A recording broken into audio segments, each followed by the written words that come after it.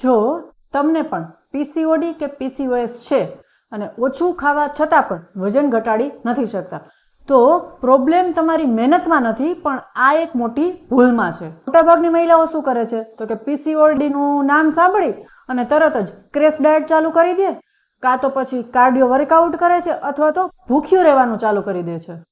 પણ સમજો, પીસીઓડી છે એ એક વજન વધવાનો પ્રોબ્લેમ નથી, પરંતુ એક હોર્મોનલ ઇમ્બેલેન્સ છે.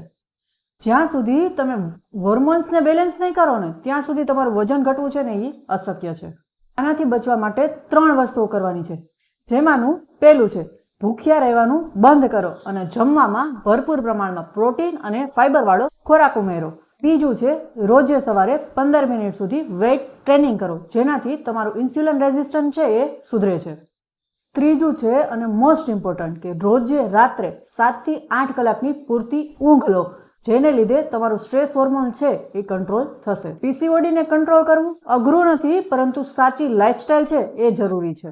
જો તમારા હોર્મોન્સને નેચરલી બેલેન્સ કરવા માટે કસ્ટમાઇઝ ડાયટ પ્લાન જોઈએ છે તો કમેન્ટ બોક્સમાં પીસીઓડી લખો, હું તમને મેસેજ કરીશ. અને હેલ્થની આવી જ સાચી માહિતી માટે આજે જ ફોલો કરો ડોક્ટર કોમલ સાવલિયાને. Thank you.